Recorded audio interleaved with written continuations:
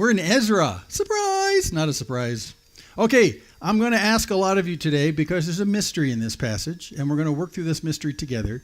And it's a fascinating mystery. There's the scriptures. God says that that God hides things in scriptures. It's an honor for Him to hide things a little bit, and it's a great honor for us as kings to kind of pull those out. So there's one of those here today. So we're going to look at that in this what looks like a very routine passage.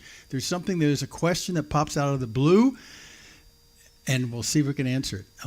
So anyway, this right here, this is a sculpture that's in Israel right now. It's in Jerusalem. It's in the outside courtyard of a museum in Jerusalem, and it was made by an American artist, Robert Indiana. It's his last name, but that's only because he grew up in Indiana. It's not his real last name, but it's memorable. But he did this did this large sculpture. It's about 15 feet tall, out of steel, and then put it there in Israel as a commemoration of Jerusalem.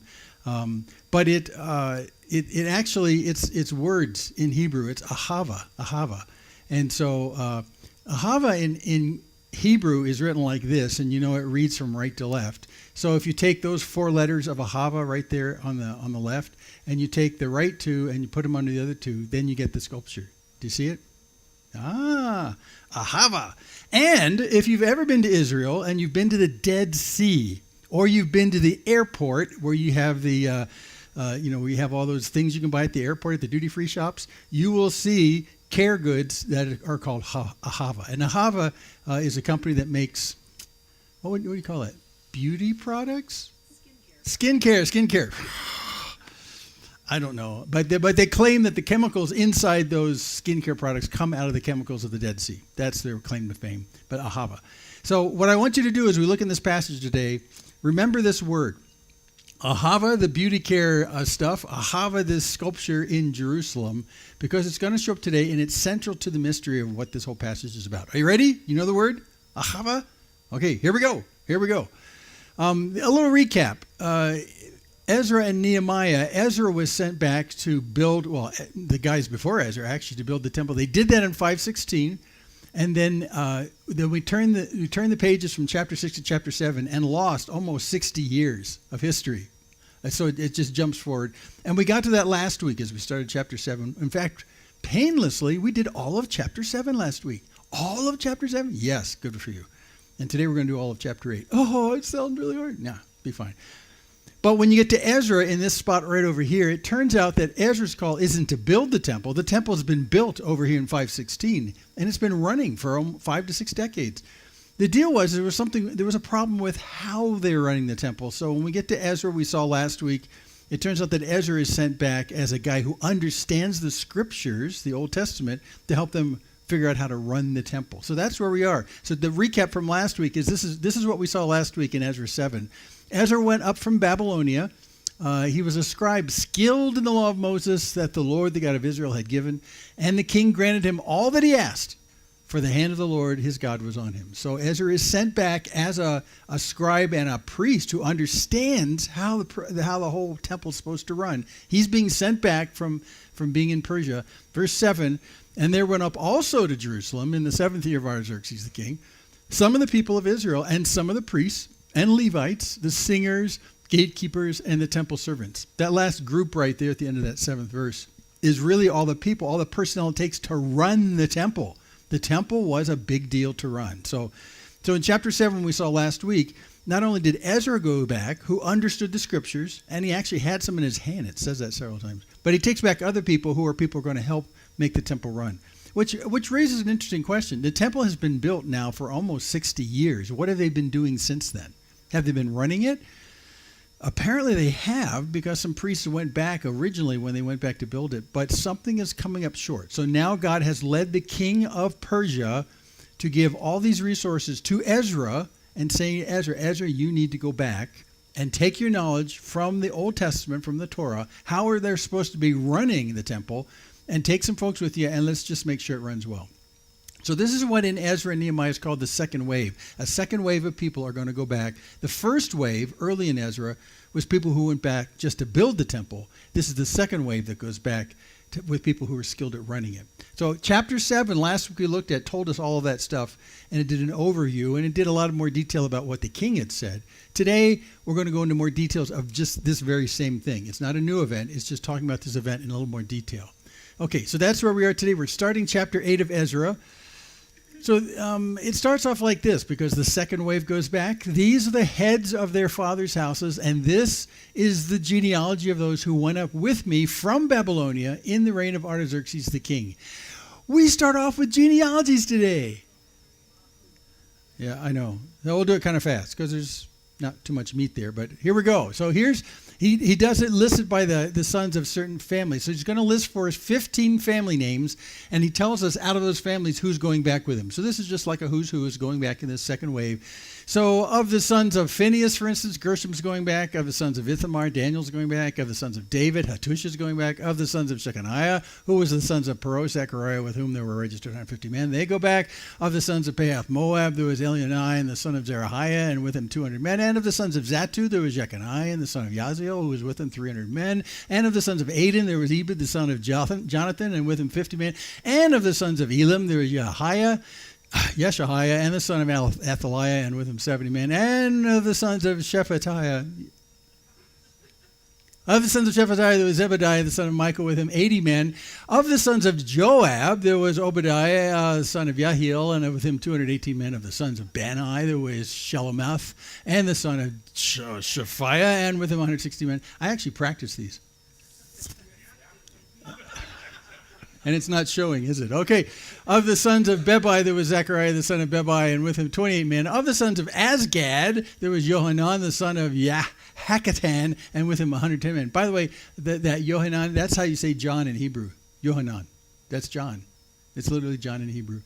Of the sons of Adonikim, those who came later, their names being Eliphalet, Jewel, and Shemaiah, and with him 60 men. Right here is my favorite name for your next grandchild. Eliphalet. Like if you go out and you shoot an elephant because you want to eat him and you have to make an elephant fillet, that's eliphalet. Gee. You got to do something when you're in the genealogy section. And then finally of the sons of Bigvai, there's Uthai and Zachar with him 70 men. So now we know who went with him. It said in chapter 7 he took some guys. Those are the guys that he took. Not much to get there. So let's move on to verse 15. So I gathered them. You notice he's speaking in the first person, so this is Ezra speaking. I gathered them to the river that runs to... You were watching, weren't you? To Ahava, and there we camped 3 days. And as I reviewed the people and the priests, I found there none of the sons of Levi. So here they're just outside of Babylon, in fact. They're at this river, Ahava, which we'll figure, keep watching for it. And as they get there, he does a head count, and he looks at all these people we just saw in this genealogy, and he's looking at the roles of them in terms of what they do in the temple, what they help with the temple, because they're going back to run the temple. And he realizes, oh, we need some sons of Levi. Levi? Yeah, sons of Levi, the third son of Jacob, Reuben, Simeon, Levi. There's no Levites in the group. Well, that's kind of interesting because you need Levites to run the temple. We'll talk more about that in a second. But as he does this assessment, he looks and he realizes we need some Levites, and there's no Levites with us. So this is the aha they have at the river. So verse 16, he says, Ezra says, so then I sent for these guys, and leading men, all leading men with the group there at the river, and also for these two guys right here, who were men of insight. And if you're knowledgeable and you look at these names, you realize that there's 3 Elnathans. It's a popular name, I guess. I can't explain that, but there's a lot of Elnathans. They'll come up. There's even more that come up in a second. It is a popular name. So anyway, so he sends these guys who were there at the river, the trustable men, and he says, 17, and he sent them to Edo, the leading man at the place of Casiphia, telling them what to say to Edo and his brothers and the temple servants at the place Casiphia, namely to send us ministers for the house of our God, that is Levites. So he picks these guys to go back in town, okay, and he's sending over to Casiphia, where evidently there's a collection of Jews in exile who have a lot of Levites there. And he sends these guys go back and say, You need to convince these guys, someone there who comes from the tribe of Levi. We need the Levites in the temple where we're going. You need to convince them to come along with us and go back to Israel. So that's what he does. He sends them back to Casiphia, to Edo, who's kind of in charge of that area, just to see if he can talk someone into coming because they need them once they get to the temple. Well, verse 18. Well, and by the good hand of our God on us, they brought us a man of discretion. So we found someone. A discretion, a man of the sons of Mali, the son of Levi, the son of Israel, namely Sherebiah with his sons and kinsmen. Oh, so we found a good Levite. Okay, that's good. Also, verse 19, Hashabiah, and with him Yeshaiah of the sons of Merari with the kinsmen and their sons. Okay, so we've got some good Levites right here. Besides, on top of that, 220 of the temple servants who were probably all Levites, whom David and his officials had set apart to attend the Levites. So, okay, we found some folks. So he sends a contingent back to this village. They find some people who have Levitical tribal connections. They're from the tribe of Levi. And they talk them into coming with them back to Israel. Okay, so it's looking pretty good. These were all mentioned by name, which so basically they kept track of who was going. So then I proclaimed a fast there at the river Ahava, that we might humble ourselves before our God, to seek from him a safe journey for ourselves, our children, and our goods. So before they took off, while they're at the river Ahava, let's pray and let's fast to make sure everything will go well. 22.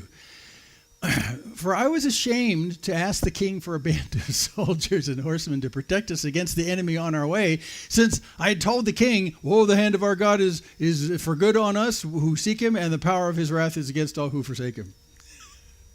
This is very human.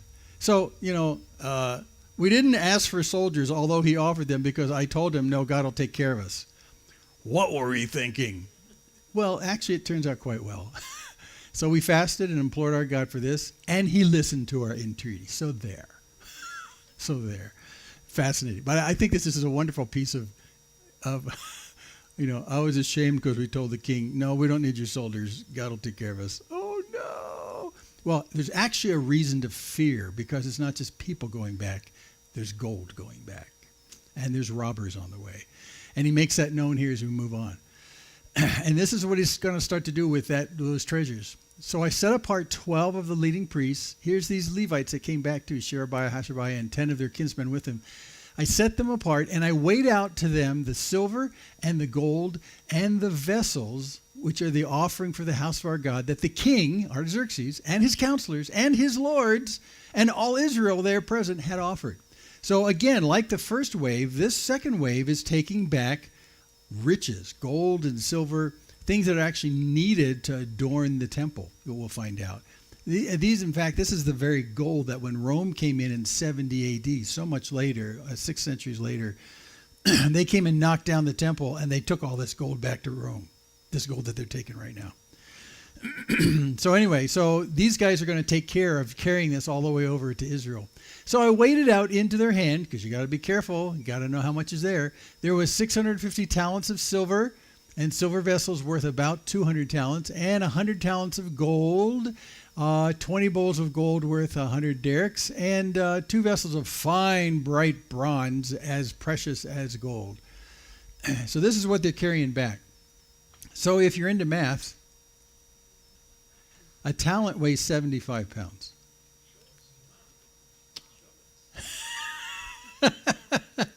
So I didn't do all the math, but I did one piece of math. So then 1 talent of gold, so 75 pounds of gold. 75 pounds of gold, not ounces, pounds of gold. 75 pounds of gold is worth today about $2.5 million. That's 1 talent of gold. So 1 talent of gold multiplied by 100 talents of gold is not $2.5 million, it's $250 million. It's $250 million in today's money. So they're toting a lot of gold, a lot of gold, and it's not just worth a lot.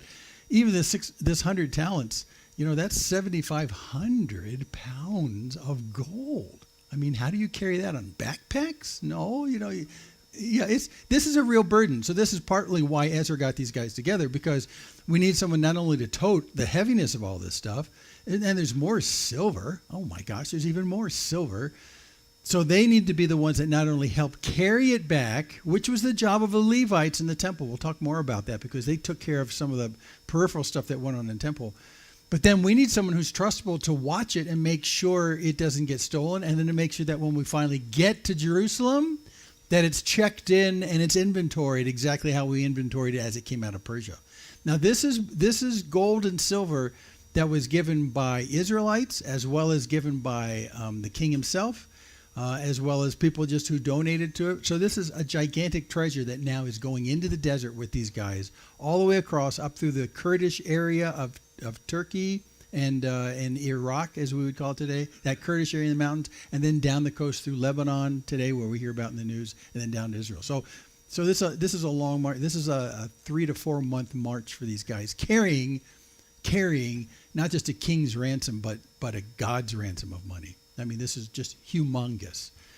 So this is what they're doing. And I said to them, okay, here's how it's going to go down. You're holy to the Lord. The vessels are holy. And the silver and the gold are free will offering to the Lord, the God of your fathers. So guard them. Keep them until you weigh them before the chief priests and the Levites and the heads of the fathers' households in Israel, houses in Israel, at Jerusalem, within the chambers of the house of the Lord. So he says, look, it's your guys' job not only to tote it, but to watch out for it and to check it in an inventory when we get there. Now, what do you make of the fact that he says, you're holy and the vessels are holy? You see that up there? What does that mean to anything? Well, again, and we'll underscore this every time the word holy comes up, holy means to be set apart for a purpose.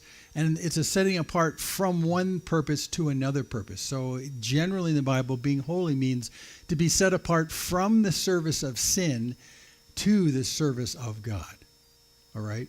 And what would make you unholy is if you get back involved with sin, it makes you unholy to be able to do the service of God. So the idea of holy is being separated from the things that contaminate you, that make you unusable to God in his plan. So holy means you're set apart for a purpose, a holy purpose. And I always bring up my favorite example, about the toothbrush. You don't know the toothbrush? I have a toothbrush in my garage, an old toothbrush that I use to scrub grease off of things mechanically. And so the toothbrush gets kind of nasty looking. At that point, it's contaminated enough, I'm not going to put it in my mouth anymore. It has become unholy. It's been set apart for another purpose. If I kept it clean and didn't use it on my motorcycle, then it would be holy for using it in your mouth. So that's what the idea of holy and unholy is. Usefulness to God, not contaminated by sin. It means set apart from that and from serving sin so that you can be useful to God in a holy sense. So what he says to them is, you guys are holy. You have been set apart by God for a purpose. This is your job. This is what God has set you apart for. And on top of that, what do you make of it when he says the vessels are holy? Well, just put the same words in set apart. The vessels have been set apart for a purpose, and a holy purpose, a divine purpose in the temple. So that's what he's saying. You guys have been set apart for a purpose. That purpose in this particular case is to watch the gold and silver and to make sure it makes it all the way inventoried into the temple when we get to Jerusalem. And by the way, all the stuff that you're watching over has been set apart for a special purpose for God. So this isn't our money, this is God's money. That's what that holy means, is set apart. So every time you see holy, just put in set apart. That makes it easier to look at. So this is their job now, is to take care of all this stuff. So the priests and the Levites took over the weight of the silver and the gold and the vessels to bring them to Jerusalem, to the house of our God. So that's what they're going to do now. Now, I'm going to make a distinction between Levites and priests for a second, because this will be important in a second. The only people who could be priests at the temple in Israel were Levites. They had to be the tribe of Levi. However, they were a specific smaller branch of the tribe of Levi. They were people who were descendants of Aaron. Well, Aaron came along, with Moses many generations after the beginning of the tribes of Israel. So you have a lot of Levites who are from, they're descendants of Levi, the third son of Jacob. But inside of that, there's a caste of people who are the descendants of Aaron. Now, the descendants of Aaron, who are Levites as well, they were the only guys who could do the sacrifice handling at the temple. They were the guys who would receive your sacrifices, the animals. They would kill them. They'd sprinkle blood, all that kind of stuff. All the real sacrifice work that went on at the temple, the hands-on people, they were sons of Aaron, again, tribe of Levi. But then what does the rest of the tribe of Levi do? They are all support personnel for those activities at the temple. And we'll see a little bit more about that. So they were all still involved in the temple, and anything religious in the nation, the Levites were. But from a support perspective with sacrifices. In fact, we'll see in a second that when God puts together these rules about what the sons of Aaron could do at the temple as opposed to all the general Levites at the temple, God says, look, you guys, sons of Aaron, you can do the sacrifices. But if those other Levites, your brothers from the tribe of Levi, if they come and get too close to the sacrifices, they're going to die. So it was very specifically set apart. The Levites in general served the functioning of the temple and all the religious stuff going on. The priests, which were a smaller clan, sons of Aaron, were the ones that actually touched the sacrifice. That distinction is going to be important here. So we departed from the river Ahava on the 12th day of the first month to go to Jerusalem. And the hand of our God was on us. Okay. And he delivered us from the hand of the enemy and from ambushes by the way. So, woohoo, good thing. We told Artaxerxes we'd be okay, and we're okay. God took care of us. Okay, that's great. So we came to Jerusalem, and there we remained 3 days. This is not a bad rendering of probably what it looked like. Yeah, probably. Okay. We came there, and on the fourth day, within the house of our God, remember Ezra said you're going to have to deliver these and check off the inventory when you get to the temple inside. So when we got there, within the house of our God, the silver and the gold and the vessels were weighed into the hands of Meremoth the priest, son of Uriah, and with him was Eleazar, the son of Phinehas, and with them were the Levites, Jozabad, the son of Yeshua, and Noadiah, the son of Binui. So right there you see the distinction. There's priests, they're the guys who can handle sacrifices, and there's Levites, the guys who support them in every other function at the temple. So they check in all this inventory. They must have filled the front chamber of the temple. I mean, this is a lot of metal. 650 talents of silver is just an enormous amount of silver. So anyway, so they check it all in, and now we can be sure that what we inventoried as we left Persia now has been inventoried into the temple here. This gold and this silver, by the way, stayed in the temple, like I said, all the way up until 70 AD. When the Romans came, they knocked down the temple, they burned it, and they melted off all the gold that was actually had been overlaid onto the stones inside the temple and some on the outside. So this got put to use in terms of prettifying, let's say, the temple. So 34th, the whole was counted and weighed, and the weight of everything was recorded. Okay, good. Mission accomplished there. At that time, those who had come from captivity, the returned exiles, offered burnt offerings to the God of Israel. So this is where they came to the temple and actually gave thanks for how God had taken them. They sacrificed 12 bulls for all Israel, 96 rams, 77 lambs, and as a sin offering, 12 male goats, probably one for every tribe. And this was a burnt offering to the Lord. So they've come, they've delivered the gold and silver, and while they're there, they did an offering and sacrifice for all of Israel. They also delivered the king's commissions to the king's satraps and to the governors of the province beyond the river. Beyond the river is Israel. That's what they called it from the Persia side. And they aided the people in the house of God. So remember, we looked at this last week in chapter 7. When the king wrote his instructions to Ezra and gave him permission to do all this kind of stuff, the gold and the silver and, all that kind of stuff, he also wrote and said, Ezra, when you get to the land, the beyond the river area, it's Israel. When you get there, you can appoint all the magistrates in the area, which probably really ticked off the magistrates who'd been there for generations. It says you go there and you appoint people. And I want you to appoint magistrates and governors and important people. I want you to appoint people who understand your law, the law of the God of Abraham. And I want them to judge the people of Israel, not the Persians that we put there to run it. Okay, so that's what it does. So that's what he's saying right here. They delivered the king's commissions, and they set those people up to judge. And now we're done. No. Okay. This, the story. That was the entirety of chapter 8. And so, and you picked out your favorite family name out of the list of the genealogy, I'm sure. But a question arises when I read this. And the question that rises in my head is this. Why didn't the Levites come along at first? Why did they stay behind? Because after all, Ezra was being sent for the purpose of kind of boosting the operations at the temple Ezra was the guy who understood the word. He was a scribe. He understood what was in Genesis and Exodus. He knew it was there. He's the guy but why did the Levites stay behind? Because the Levites should have naturally said, I'll go with you. But when they got to the river Ahava, they realized there were no Levites. Why is it that when they had an expedition going back to Israel, the second wave of returnees, the Levites didn't automatically raise their hand and say, I'm going? That's the question of the day. And that's what we're going to spend the rest of our time noodling on. Why? And you can come up with a lot of different answers. But before we try and answer that, let's give ourselves a little background on the Levites, because I've already given you some. Let me just give you some passages. We'll go way back into Numbers. The Levites, again, they're the sons of Levi. That's the third son of Jacob, who was renamed Israel. Numbers 3:12. Behold, I've taken the Levites, this is God speaking, I've taken the Levites from among the people of Israel instead of every firstborn who opens the womb among the people of Israel. The Levites shall be mine, for all the firstborn are mine. I may not realize this, but remember the plague of the firstborn that finally popped him out of Egypt? Well, in that same process as well, God made a declaration that all the firstborn belonged to him.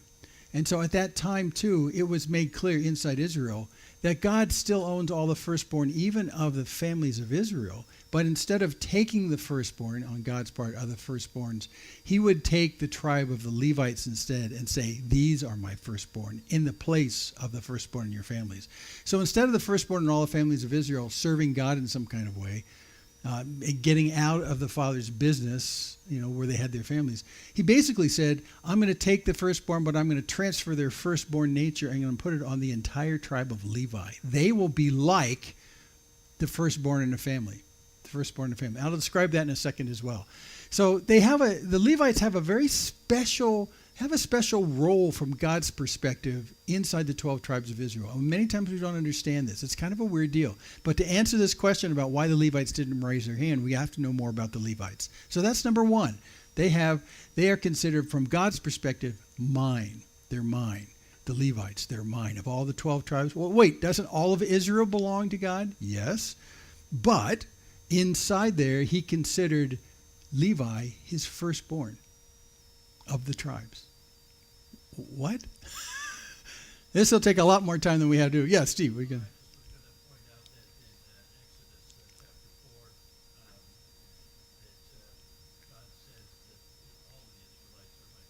All the Israelites are his firstborn. So let me describe what a firstborn means. It doesn't mean the first one that's born. What? I thought the firstborn.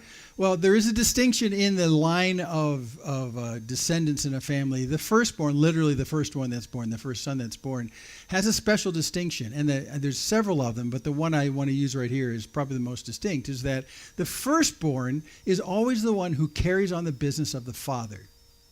Now, the rest of the kids can all go off and do whatever they want to do. They can become carpenters. They can become barley growers. They can become anything they want to. But the firstborn is always the one who carries on the business while dad's still alive and then continues the business even after it dies. So if there's a business that dad's involved in, the firstborn inherits it. So in a real sense, in the ancient world, the firstborn was legally the same as the father. The firstborn was legally the same as the father. He could go out into the courtyard. He could make contracts with people under his father's name. He carried all the authority of the father. He carried all the legal weight of the father. In a real sense, he was the father for business purposes, even while the father was alive and especially after the father died. So when you see firstborn, you got to think about the fact the firstborn is someone who continues and completely projects the will of his father and not his own will, which is why when you call Jesus the firstborn, he continues and projects the will of the Father and the Father alone. Not an independent business, but the will of the Father alone. So firstborn is the one who continues the will of the Father into society. That's the firstborn. So when back in Exodus 4, as Steve read, when he says that all of Israel is my firstborn, what he's saying is that in the nations of the world, Israel is going to carry forth my program of the Father for the world. How? They're going to expose the world to what society with God as Father looks like. Yeah, so they're going to be actually the chosen people to communicate who the Father is, and that God's idea of redemption for the world is going to come through his firstborn Israel, because that's the job they have. Inside Israel itself, he picks out Levi to be the one who continues the will of the Father in terms of dealing with sin in the nation of Israel, because God's in the business of dealing with our sin and redeeming us. So who carries that weight inside? Who is the firstborn responsible for that inside Israel? Levites. And within the Levites, a smaller group of the Levites, those who are the sons of Aaron, were in charge of actually handling the sacrifices. In another place it says, I think we'll get to it in a second, I think it's Numbers 18, he talks about the distinction between the two. And he says that the sons of Aaron, again, they're Levites, but they're just a smaller group of the Levites.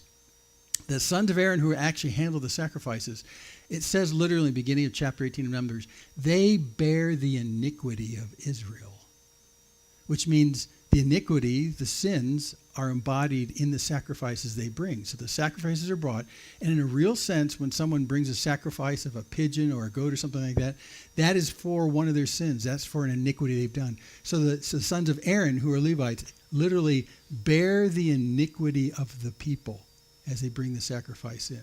And then it says right alongside that, to the rest of the Levites, the larger of the tribe of Levites, it says that these guys are going to be your helpers and your support through all of this. They won't handle the sacrifices, but because the sons of Aaron are doing all this bearing of the iniquity of Israel, we need other helpers to make the temple run. That's the rest of the Levites. You'll see that in just a second here.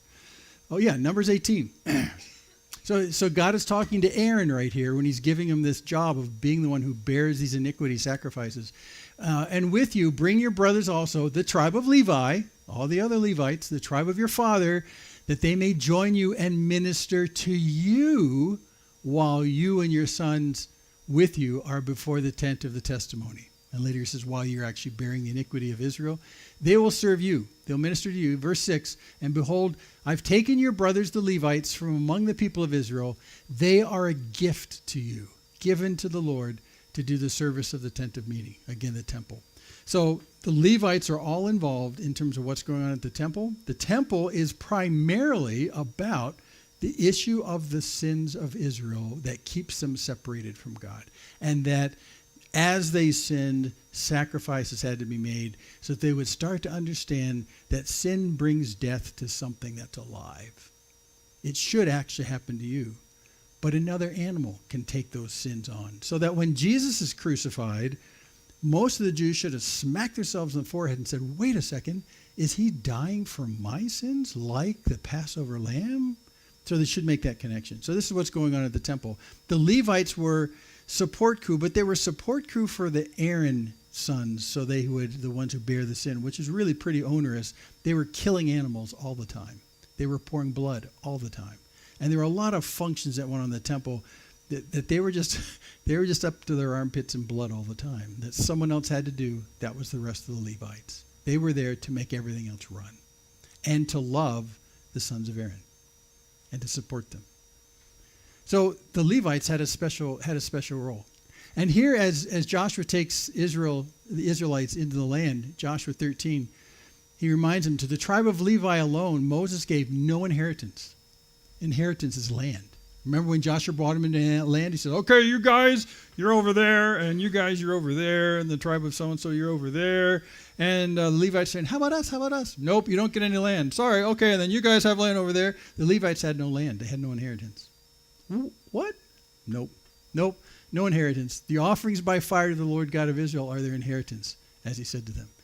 So this is the way God had put it together, was the fact that the Levites and the sons of Aaron and the Levites, sacrifices would come, oxes would be sacrificed, things would be burnt, things would come and get roasted at the gigantic barbecue, which was the altar in front of the temple. And who ate that food? The Levites. The Levites. Why? Well, because the Levites didn't have any land. So they couldn't raise goats and sheep and ox. They couldn't do all that kind of stuff. They also couldn't raise barley. They were dependent on the sacrifices for what they ate. So that's what they did. That's what he's saying right here. So in a real sense, the Levites have no inheritance in the land. I mean, all the other tribes had a place they could call home, and they had a boundary drawn around them, but not for the Levites. The Levites were kind of They were assigned to the task of the temple, and they were assigned to the tasks of religious operations in the distant villages. But they had no land they could call their own. They couldn't look at a place and say, this is our home. All of Israel was their home. And their job, their calling, was to serve the nation of Israel when it came to sacrifices because of their sin. Ooh. And then another way he puts it right here in verse 33 of that same chapter. But to the tribe of Levi, Moses gave no inheritance. That means no land. The Lord God of Israel is their inheritance. Did you hear that? The Lord God of Israel is their inheritance, just as he said to them. So even though you could ask another tribe of Israel, say Simeon, where do you guys live? Well, we live down here in the middle of Judah, down in the south. Okay, what do you guys do down there? Well, we raise barley, we raise some wheat, we got some goats that we raise. Is that how you feed yourself? Yeah, that's how we feed yourself. And if you pulled aside a Levite and say, well, where do you live? Well, I kind of live like everywhere. A lot of us live in Jerusalem, but a lot of us live in villages. Well, so what about your barley and your wheat and your goats and your oxen? Well, we can't raise them. We don't have any land. Well, how do you survive? The sacrifice of the temple. We eat that. That's what we eat. And so right here in this verse 33, what he's saying is that they are dependent for the very needs of life directly from God himself. They can't raise it for themselves. It's what God brings.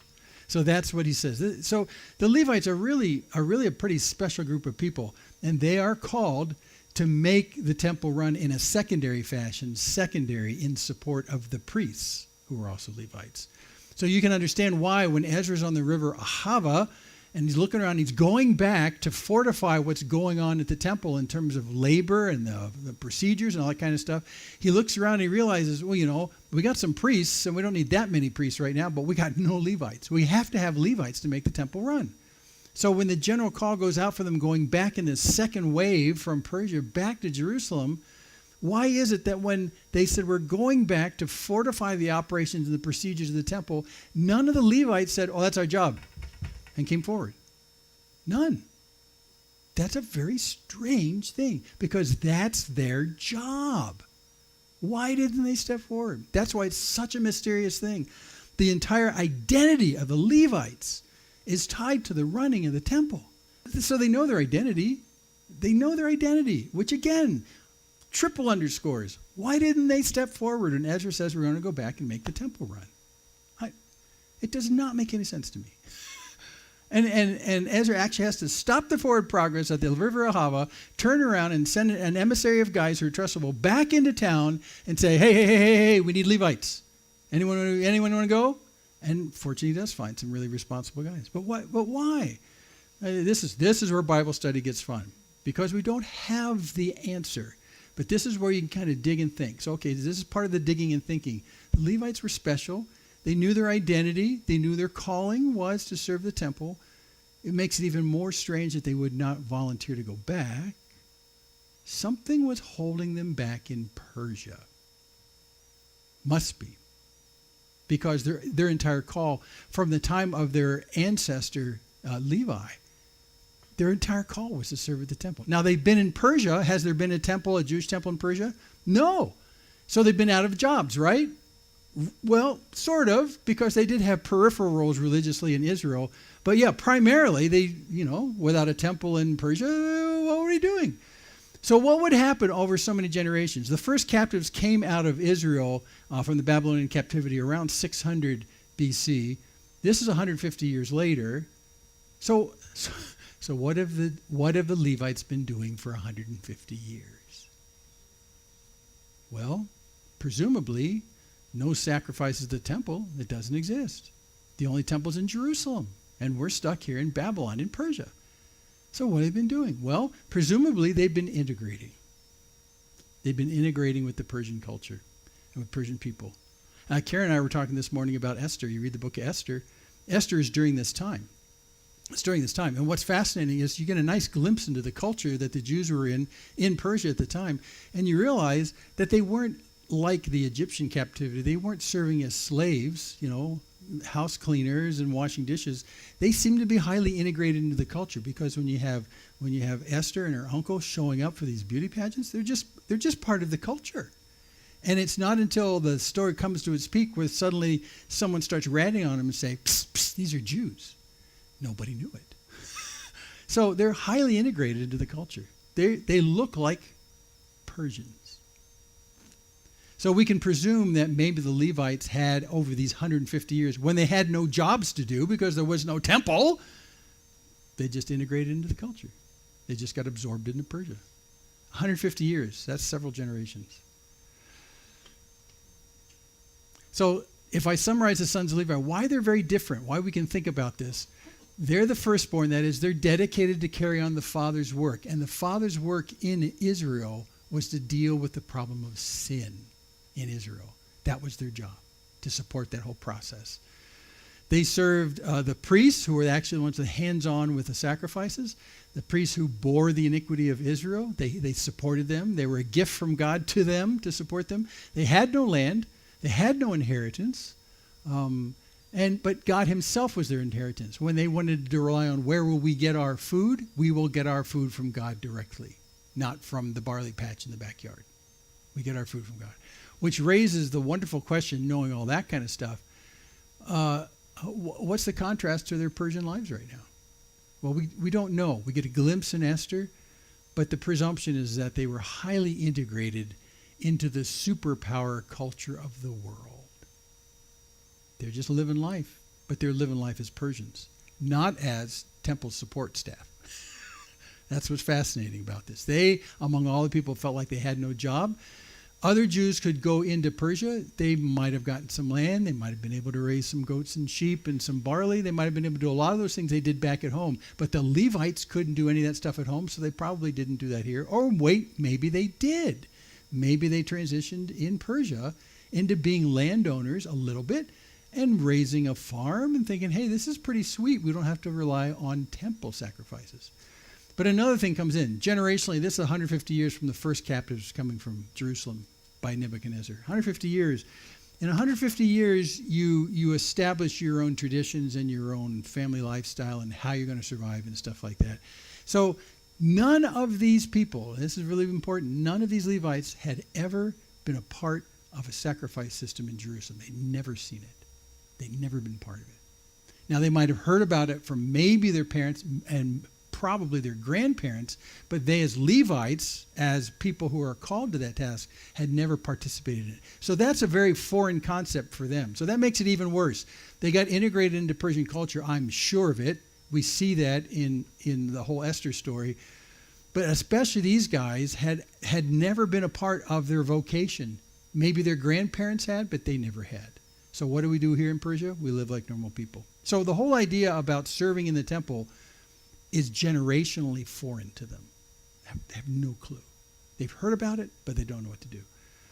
It starts to give you an insight why it is when Ezra said, we're all going to go back and make the temple run better, and these Levite grandchildren are the ones who had experience go, we've never done that. That's not part of our lives now. We don't do that kind of stuff. And Ezra should say, yeah, but you're Levites. That's what God called your tribe to do. This is the tension that's building right here. This, I think, is part of the answer to this story. So then we come to the river thing. Why did all this happen in a river? There's symbology to this, actually. A river. Why at a river? Why at a river? Well, the river is like a natural boundary. You know, you're in Persia or you're out of Persia. Rivers always act as boundaries in the Old Testament, and even to this very day, they act as boundaries. And they're important boundaries because it says that you're actually going to do something. If you're going to cross a river, it's symbolic in the Old Testament for making a decision or actually making a commitment to something. When you come to the river and you cross it, you've gone from one life to another life. So rivers are like that. Symbolically is what I'm saying. Now, I have other symbolism involved in them, but this is particularly that. For instance, Joshua crossing the Jordan River. Remember in the beginning of the book of Joshua? That's what they're doing. They've come up out of Egypt. They've come up onto the eastern side of the Jordan River Valley, and they're waiting to go into the Promised Land. When is the significant moment when they cross into the Promised Land? When they set foot across the Jordan. They've gone from one life to another life. So this is symbolically what's at the river here. You're going from one life to another life. Could it mean that this river actually is sort of like with Joshua, you've been out of the Promised Land, now you're in the Promised Land? Is this maybe symbolically a symbol of the Levites and the guys going with Ezra, of their way saying, we're leaving Persia, we're going back home? Because the river. Now there's a more modern example of this. You've heard of crossing the Rubicon? Most people don't know where this comes from. But about five decades before Jesus, Julius Caesar was a very, very successful general of a legion up north from Italy, and he had lost his job. Basically, the Roman Senate said, "Okay, Julius Caesar, Julius at the time, you need to come home from the upper reaches of where you were, and you need to come home, disband your army, and come back. And oh, by the way, the river Rubicon is in the north third of Italy. You never cross to the south toward Rome with a legion of an army because it's considered as a threat to Rome itself. So when you come back home, disband your army, don't come back as an army, and come back in and we'll reassign what you need to do." But Julius decided that he didn't want to do that. Julius decided he wanted to be in charge of the entire Roman Empire. But at the time, it wasn't the Roman Empire, it was the Roman Republic. And it had been a republic with a Senate, just like the United States, for a long time. He decided he needed to be king. He needed to be dictator. So instead of disbanding his army in the north, he decided to come down and take over all of Rome. This is Julius Caesar. And reestablish the empire with me as the king. This is what Julius Caesar did. And you cross the line of commitment when you cross the Rubicon. There was no going back. You cross that river, you've made your declaration of war with the internal parts of Rome. So it was like burning the bridges behind you. He crossed the river Rubicon. He came south to Rome. And everyone in the Senate split. And suddenly, well, there was a civil war too. But I mean, there was a little bit of fighting going on. But in the end, what happened? He became the emperor of Rome and started the emperor phase of the Roman Empire because he decided he just didn't want to be a disbanded general in the north. He wanted to be in charge of everything. So when was the moment of commitment for him?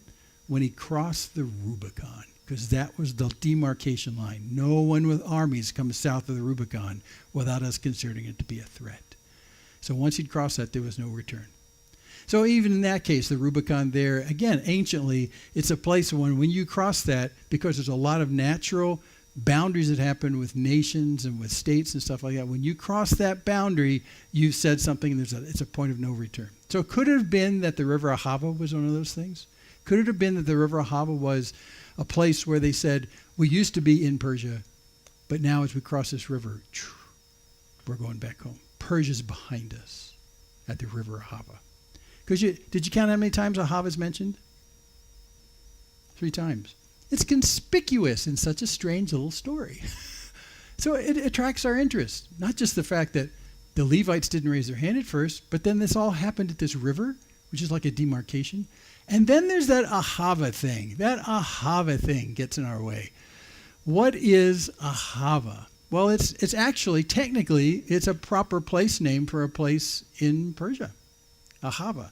However, then why in the world is there this in Jerusalem that says Ahava if it's a proper place name in Persia? Is this commemorating that in Ezra 8? No. And this is where it gets kind of interesting from a double meaning perspective. There is a word in Hebrew, Ahava, that happens to match phonetically exactly the place name in Persia, Ahava. This sculpture was made by this artist, Robert Indiana, and he became very famous. You'll recognize it. He became very famous in the early to mid 60s as a pop artist at the time. And in the United States, he did this piece of artwork that became a stamp for us. He's the guy that did that love picture right there. That was Robert Indiana. And that was way back when postage cost. So it was a while ago. He did that in the early 60s. Anyway, about 15 to 20 years later, Israel said, we would like to have something like that piece of artwork, but we want it to be here for our word for love. Ahava, phonetically, in Hebrew, is love. To this very day, Ahava is love in Hebrew. So what does that tell us about this demarcation river where you're leaving Persia, you're going back home? And coincidentally, this river is called love. There's great symbolism here. And maybe this will trigger it. Deuteronomy 7, talking about coming out of captivity of Egypt. God says in Deuteronomy 7:8, it's because the Lord loves you that the Lord has brought you out. Now you can say that about Egypt, but you can also say that about bringing you out of Persia. Okay? Starting to get a picture? It's because the Lord loves you that the Lord has brought you out. And then another place in Zechariah, who was a prophet in Persia during all this kind of stuff. Therefore say to them, thus declares the Lord of hosts, return to me, says the Lord of hosts, and I will return to you, says the Lord of hosts. And in Jeremiah, a contemporary prophet of the time, 24/7, I will give them a heart to know that I am the Lord, and they shall be my people, and I will be their God, for they shall return to me with their whole heart. So if I was going to put all this symbolism together, I think the challenge that came to the Levites was the fact that you guys, you're just too accustomed to life here in Persia. You think that your tribe has no job because you have no temple. But your job is the temple, to intercede on behalf of the people, to support the priests of Aaron. And you need to come back because I'm calling you back to the land, not because it's your duty, but because that's where I love you. I'm calling you out because I love you. And so here's your question you have to sift out, O Levites. Where is your love for Persia versus your love for God? Where is your love for Persia versus your love for God? And if you come back to this river and cross this river, that's when you'll say, my love for God is greater than my love for Persia. I'll cross this river. I'll go back. And I'll go back to the place where God says, I've called you out of those outside places, whether it's Egypt or Persia, because I love you. Do you still love me is the question he's sending to the Levites. Because if you still love me, I need you to come back and I need you to intercede on behalf of Israel, whom I love, but because of their sins, I need you to be there. So I think symbolically what you're seeing here with the river Ahava, the river love, is God calling them back to live in the place where God said, this is where I love you. This is where I'll shower you with blessings. You need to leave Persia behind. And for the Levites, the only rational explanation about why they didn't come was because they just loved Persia too much. And they didn't really see their role as necessary back in Egypt, back in Israel. So they had to cross this line and say, no, my love for God is greater than my love for Persia. Let's do this. That's what I think the river Ahava is all about. That's what it's all about. It's not a coincidence that it turns out that the place name for the river is exactly the same word in ancient Hebrew for love. And it's exactly the same word for love today, which is why the healthcare guys put love on their bottles of skin cream.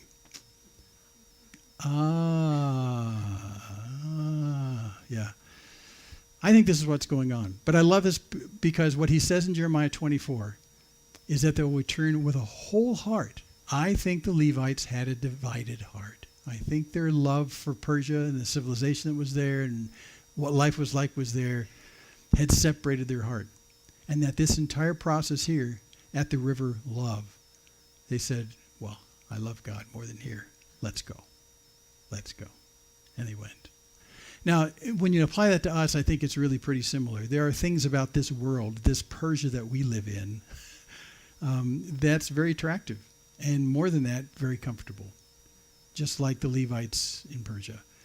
And I think at times God has to do different things to call us to account to say, where's your love for me versus your love for modern Western Persia? I mean, are you willing to give any of this stuff up for me? I mean, where's that comparative love? And I think God calls us to that all the time because we're constantly playing with our affinities and our loves for this place. But this is like Persia in many respects.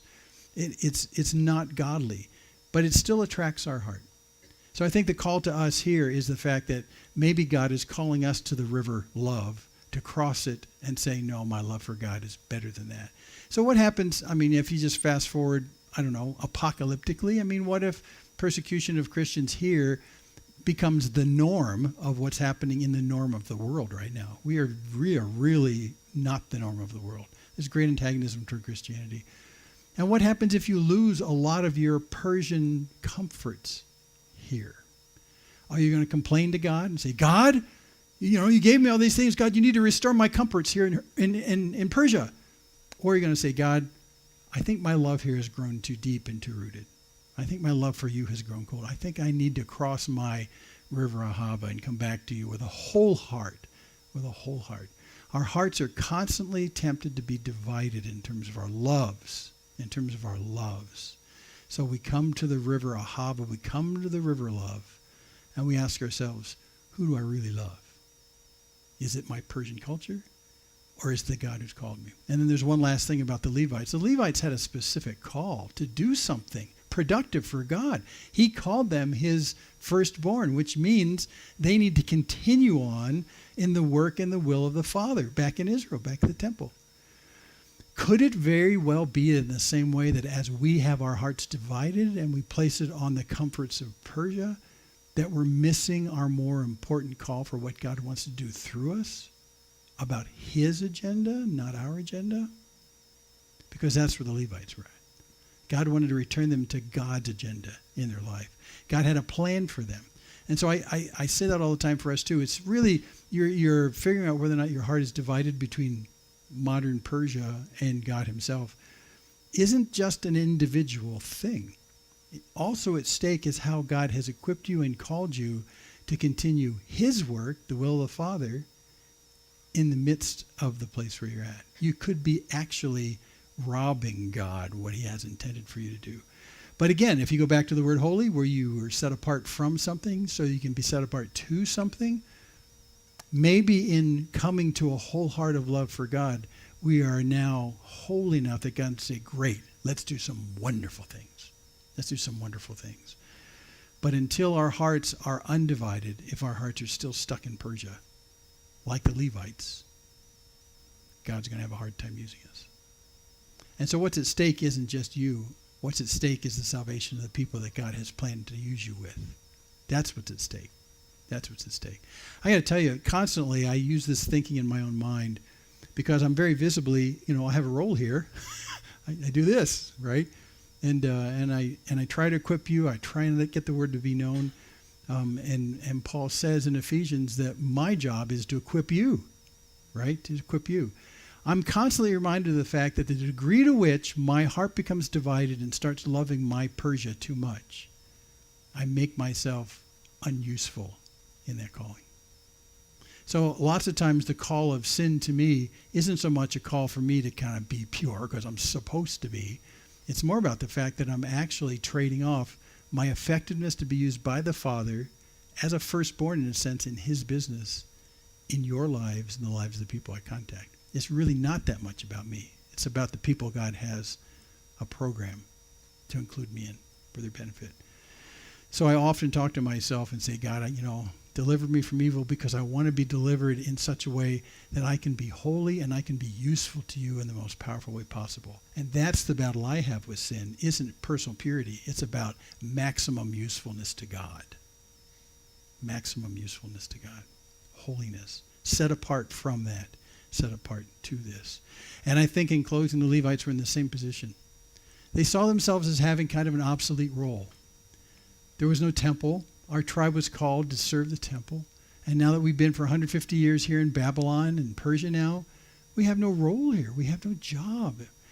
So when Ezra says you do have a job, or going back to the temple, God wants to use you powerfully once again as he brings us back. And you are essential to the work of the Father in the nation of Israel. You are essential. You're not just a cog on the wheel here in Persia. Get your heart out of Persia. Go back to what God has called you to do. And you will be powerful in terms of blessing the priesthood and blessing the nation of Israel as we live together in this place. Because God says, I brought you here because I love you. I need you to be part of that. Well, that's the same calling for us. In a real sense, we're all kind of Levites. We're all supporters of what God's program is. But you got to get your heart out of Persia, or you won't cross the river of love to the one who loves you. Okay? That's my speculative explanation. But I was deeply moved by that. Well, we're going to sing our way out of here. But let's just pray.